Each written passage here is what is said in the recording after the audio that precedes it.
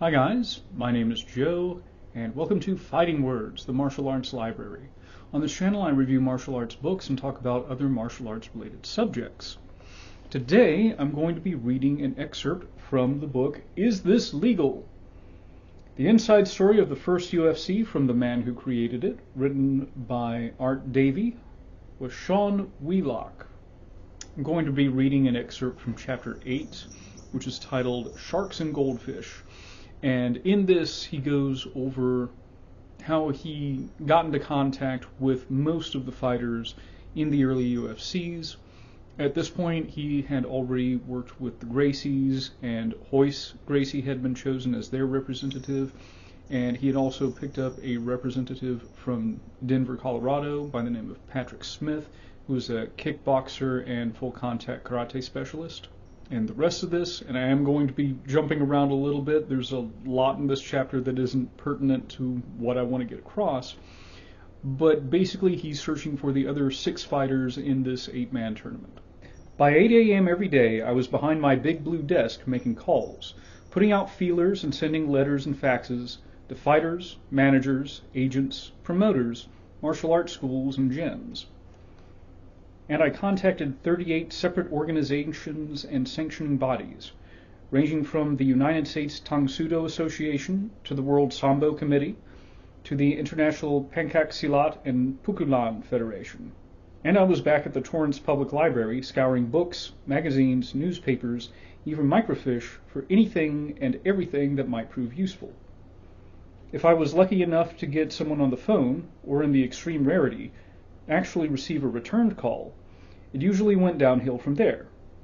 Most listened very quietly and then told me that they would either get back to me, which I knew they wouldn't, or that this just wasn't something they were interested in. I heard it over and over again. Who are you? Who do you represent? What is it exactly that you want? Why are you calling me? And on multiple occasions I was told something along the lines of, you'll never get this off the ground. People have been talking about this for years. It never goes anywhere. A huge positive was when the voice on the other end of the phone said, well, good luck, as opposed to the usual brusque hang-up without a goodbye. What bothered me the most was when I would hear some version of, this would be bad for martial arts. I heard that a lot. I thought that perhaps I could spread the word by speaking to reporters from the top martial arts magazines, but none of them would bite. The closest that I came was a phone call with Jim Coleman, the executive editor of Black Belt. But Coleman seemed repulsed by War of the Worlds. War of the Worlds was the initial name for the event that became the UFC. As though I was going to be corrupting the nation's youth with my plan to stage, quote, dirty fighting. I was knocking on the doors of established martial arts organizations and dojos, and these guys were set in their ways. To them, I was a newcomer, an outsider. What did I know? But I was too stupid and stubborn to take their rejection as final. I had a vision. All I had to do was recruit enough people to get this off the ground. If I could do that, I knew everybody would see what this actually was, and we would be flying at that point. Undeterred, I purchased a series of quarter-page ads in the magazines Black Belt, Inside Karate, and Inside Kung Fu, which heralded the $50,000 first prize, and dangled the chance to, quote, compete as one of the toughest punchers, kickers, and grapplers in the world in this full-contact, no-holds-barred tournament, and, quote, show yourself to the world. To my great relief, the magazine ads proved to be a success, and the replies started trickling in. One of the first calls was from Kevin Rozier, who said he had experience as a pro boxer and was a 3-time World Kickboxing Association super heavyweight champion. He told me that he could knock out anyone in the world with his, quote, big right hand, but that his fighting career had been derailed by dirty promoters. I did some digging on Rozier, and on paper he looked to be the real deal. His stat sheet said that he was 6'4", 245 pounds, with a 79-inch reach, and his WKA championships claims checked out. Soon after Rozier, I got a call from Scott Besek, who said that he fought out of a gym called the Lion's Den, which I'd never heard of, but I thought it was a great name. But after a 15-minute conversation, Besek said to me, Mr. Davie, honestly, I don't think I'm right for this event. The guy you want is the leader of the Lion's Den, my instructor, Ken Shamrock. Bessick told me that Shamrock was a pro wrestler in Japan who also did real fights, and was, without a doubt, the man. I got Shamrock's number from Bessick and quickly started my research on the guy. After being a star high school football player in California, Shamrock became a pro wrestler, working small shows in the US before moving to Japan. He began to make a name for himself in that country's Fujiwara Gumi promotion, which was part of the strong style pro wrestling movement. As I understood it from my research at the Torrance Public Library, strong style was a form of pro wrestling that, while still predetermining the winners and losers, employed a rough and realistic looking approach. Occasionally, strong style would cross over to the realm of real fights, either by accident or design. In 1992, Shamrock had easily defeated Don Nakaya Nielsen in Japan, submitting the kickboxer in less than 1 minute with a key lock. By most accounts, this mixed match fight was completely real. Shamrock was definitely making a name for himself on the Japanese fight scene, and when I got him on the phone, I knew immediately that Bessick was right. He seemed to be the man. He told me that he had a fight coming up in September 21 in Urayasu, Japan, against Masakazu Funaki as part of the first event of Pancrase. I had already done my homework and knew all about this startup, named in honor of ancient pancration. From what I could tell, it looked to me like it was going to be the midpoint between strong-style pro wrestling and what we were going to do. As I understood it, Pancrase was going to have a number of fairly restrictive rules that I wouldn't have ever considered, such as making closed-fist punches, kicks to the head of a standing opponent, and knees and stomps to the head of a grounded opponent, all illegal. I kept hearing that there were definitely going to be works in Pancrase, often when a fight was going to feature one of the big Japanese stars. I confronted Shamrock on all this, and he told me that what he was doing in Japan was, quote, mostly real. I then shot back that the world's best fighter / War of the Worlds, whatever we were going to call ourselves, was going to be all real, and I asked him if he could handle it. Shamrock responded exactly how I was hoping, that he would absolutely be able to handle it. I knew that I needed at least one European stand-up fighter to help give us some instant legitimacy and credibility. Unlike their US kickboxing counterparts, who primarily focused their kicks above the waist, the top European guys employed the Asian style of attacking the entire body, with ferocious kicks to their opponent's legs as a hallmark. I discovered that the Western epicenter of this fighting style was the Netherlands, and that there were 2 gyms in Amsterdam that had pioneered Muay Thai boxing in Europe: Tom Harink's Chakuriki Gym and Jan Plas's Mejiro Gym. They threw knees, elbows, fists, and feet, just like they did in Bangkok. It was pretty brutal stuff. No inquiries were coming from Amsterdam or anywhere in Europe, so I started making overseas calls. The star of the Plas Gym was Ernesto Hoost, and I went after him hard from my big blue desk in Torrance. But Hoost wasn't available, having already booked a fight in Japan doing kickboxing. To his credit, he was going to honor that commitment. As an alternative, Plas offered me up a legitimate tough guy named Gerard Gordeau. In addition to being a badass in Muay Thai, Gordeau was also a world champion in Savate. He had that combat sports pedigree, having fought across Europe and in Japan. And the guy was built to knock people out at 6'5" and 215 pounds, with a lean, long, sinewy physique. One of the first fighters that I reached out to was Benny the Jet Urquidez, thinking that he'd love a chance to settle the score in his long-standing feud with Horian, this time by potentially getting a shot at his foe's kid brother, Royce. I called Blinky Rodriguez, Benny the Jet's brother-in-law, and asked him to see if he was interested.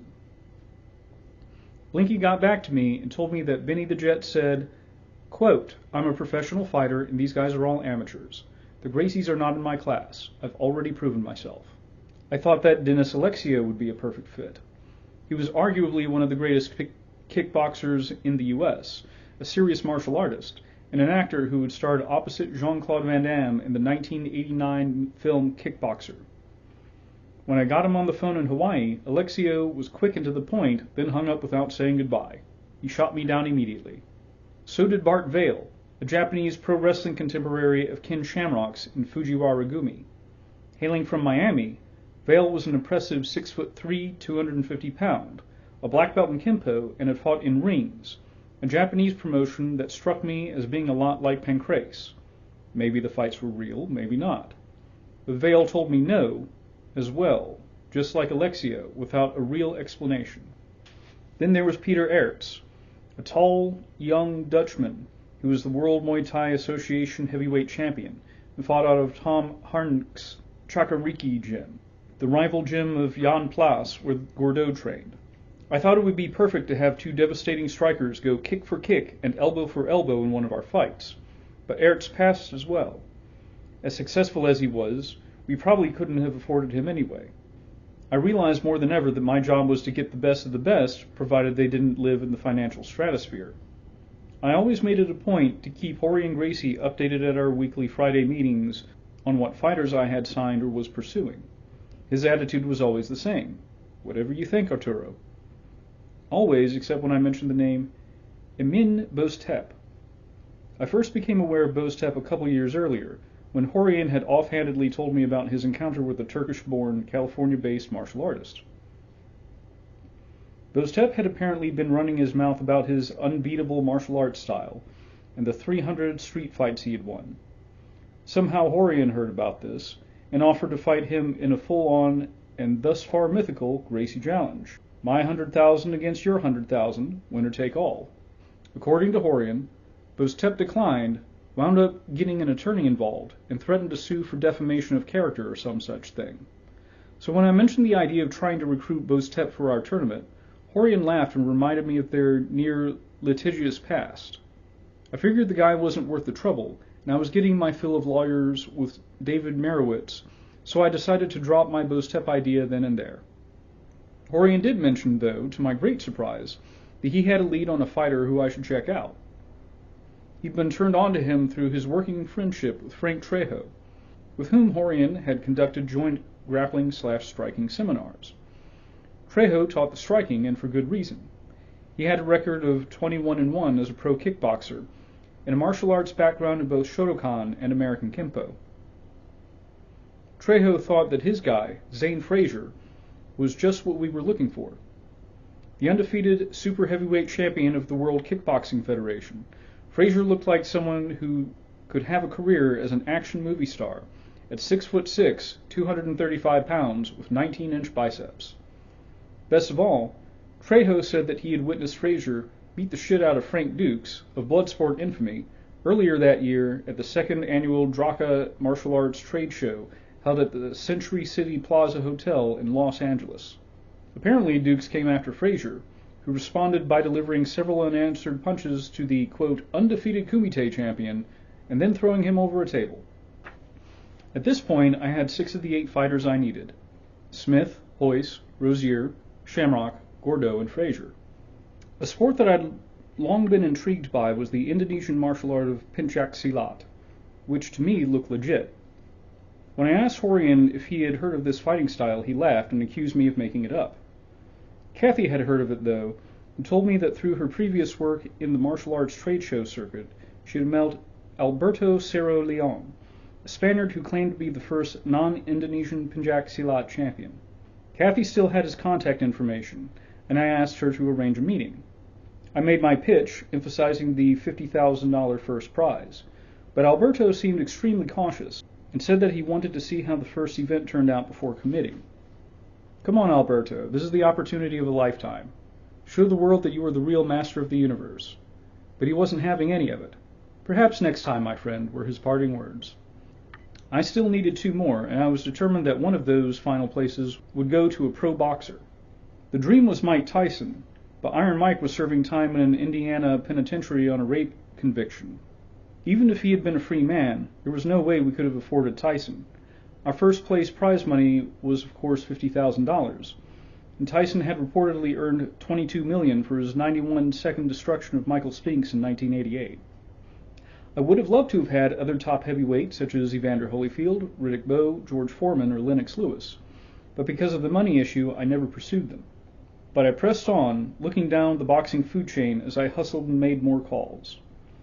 It quickly became clear to me that boxing people thought martial artists were a joke. Compared to boxers, no martial artist or kickboxer had ever made the kind of money earned by a superstar like Tyson, Muhammad Ali, and Sugar Ray Leonard. And to them, and so many others as well, money was the measure of an athlete. Also, the boxing crowd seemed to feel that their fighters actually took a punch as opposed to the, quote, touch and giggle scoring system used in numerous martial arts. In their world, if a guy couldn't make it as a boxer, then he became a kickboxer. More than one boxing guy laughed me off the phone about the punching power of black belts. A trainer at Kronk Gym in Detroit said that I was chasing rainbows and trying to find a real boxer to get in the ring with martial artists. Another boxing trainer said no rated heavyweight is going to waste his time on that shit. I heard pretty much the same speech when I called Joe Frazier's gym on North Broad Street in Philadelphia. To me, getting a ranked heavyweight boxer would really excite the fans. And it would answer the eternal question that helped get me started on this quest. Who would win between a boxer and a grappler? I looked into Randall Tex Cobb, the one who had run roughshod on the set of Milius-produced Uncommon Valor until he ran into Reb Brown. He felt to me like an inspired choice. Mark Gastineau was another possibility. He racked up 107.5 sacks and 5 Pro Bowl selections in a 10-year career as a defensive end for the New York Jets. After the NFL, Gastineau extended his fame in 1991 by becoming a pro boxer. And then there was Mitch Blood Green, best known for his second fight against Mike Tyson, which took place outside of a 24-hour clothing store in Harlem. Their first fight had occurred in 1986 in a boxing ring, with the pre-world champion Tyson defeating Green in a 10-round unanimous decision. 2 years later, Green got his rematch, which resulted in him receiving a closed left eye and a cut requiring 5 stitches. Before I could get too deep into negotiations, Merowitz shot them all down, feeling that Tex, Gastineau, and Green would want fat guarantees. He reiterated to me that he would consider paying for a boxer, but it had to be a boxer with legitimate credentials in the sport and one who was willing to fight for peanuts. Through my numerous calls in the boxing world, I was eventually given the name of Ernest Hart Jr. as a person who I should contact. Hart held black belts in a number of martial arts, including Kempo and Taekwondo, and he was a legendary welterweight kickboxer who won his first PKA title at age 21 and was once tabbed as one of the top 10 kickboxers of all time by Inside Karate magazine. Hart put me in touch with representatives of James Bone Crusher Smith and Leon Spinks, and I went to work. Both Spinks and Bone Crusher had been recognized boxing world heavyweight champions, but were now on the downside of their respective careers. Spinks won a gold medal in the 1976 Summer Olympics, and 2 years later stunned the world by defeating Muhammad Ali in a 10-round split decision to take the WBA and WBC titles. He lost the rematch to Ali the following year, and then proceeded to win just 3 of his next 6 fights. It was all downhill from there. Bone Crusher had scored a first-round knockout victory over Tim Witherspoon in 1986, which gave him the WBA title.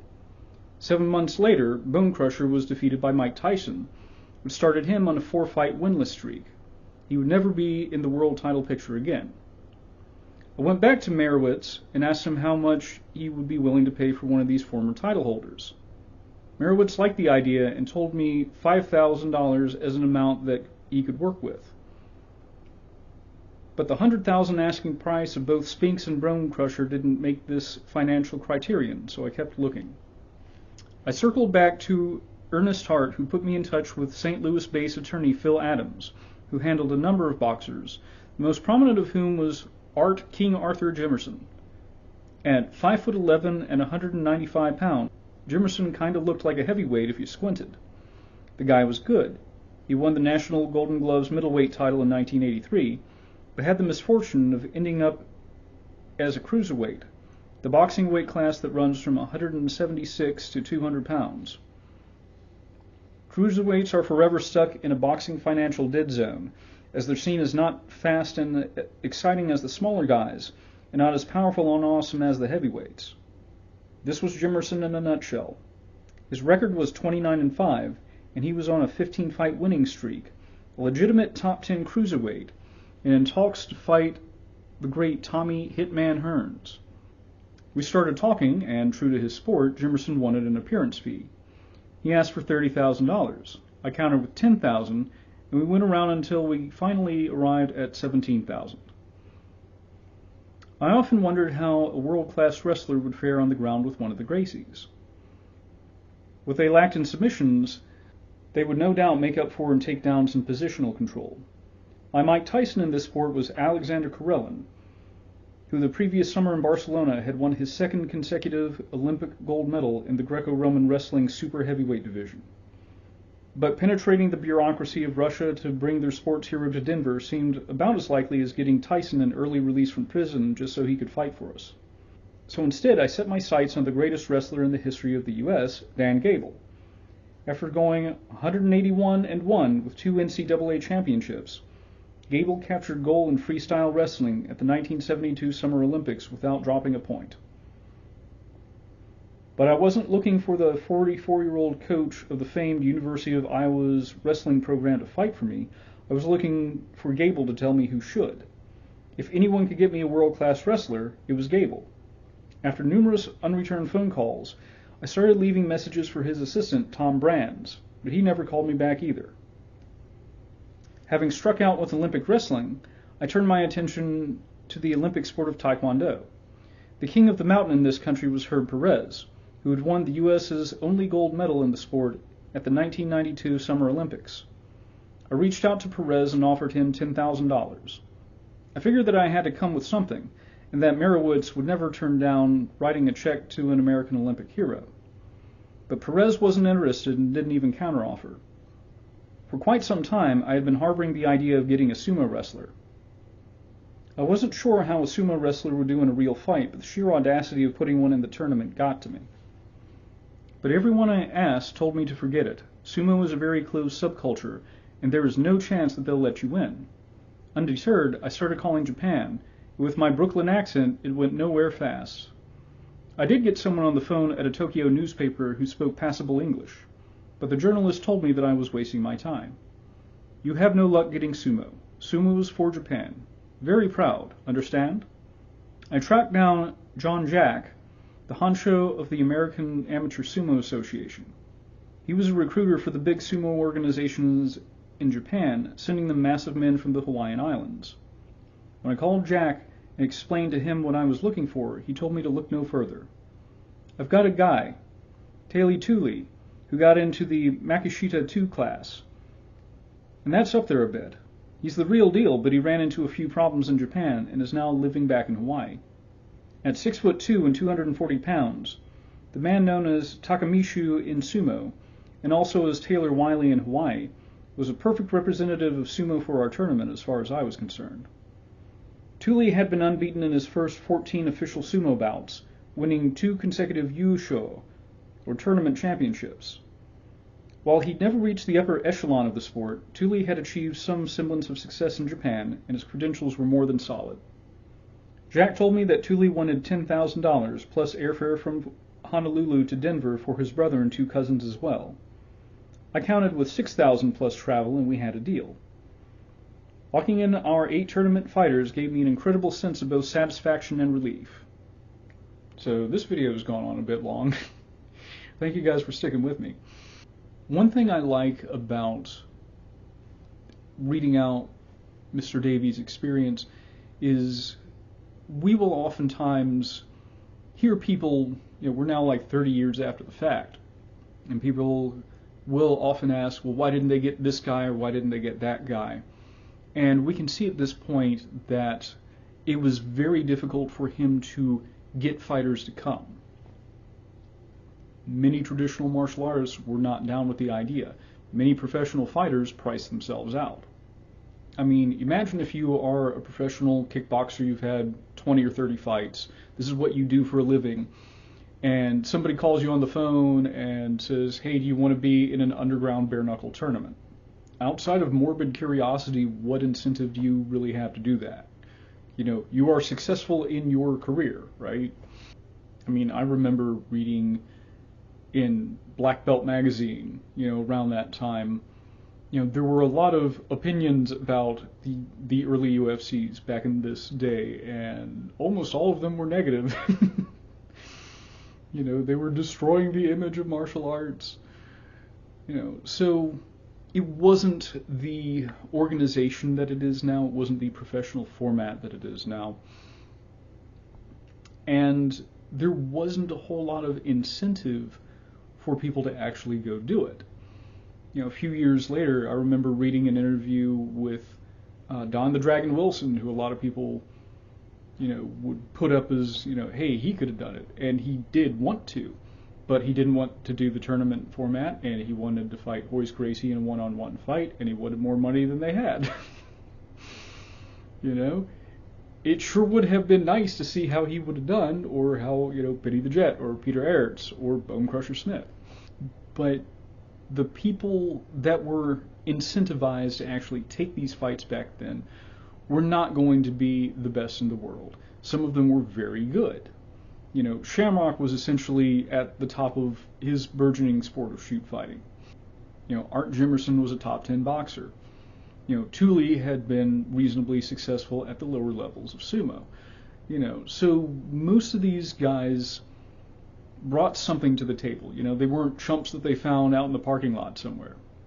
But there was no incentive for the best fighters in the world, for the heads of the various martial arts organizations to actually do this event, especially since you don't know how it's going to go the first time. I've read interviews with Ken Shamrock where he didn't know if it was going to really be legit until like the day of the fight. He thought it was going to be a pro wrestling event. So it was so novel, nobody really knew what to expect, and hardly anybody was incentivized to do it. So, hats off to Art Davie and the guys at SEG, the Semaphore Entertainment Group, for actually making this happen. I think the first few events were very important. I appreciate that it gave us what we have today, where people have learned how to train multiple skill sets for a very open, full contact, limited rules format. But I don't think it should be understated how difficult it was to get the very first UFC off the ground. Even though he doesn't go into it in this book, how difficult it was to sustain those events against things like social, financial, and political pressures. So again, thank you for sticking with me through this long video. I appreciate you guys. If you would like to help out the channel, or if you would like to sponsor a video, pick a topic of your choice and have me do it, please consider donating to my Ko-fi account. I'm going to put a link to that in the description. If you like the video, please leave a like. It helps me out. And subscribe if you want to see more stuff like this. And I'll see you later.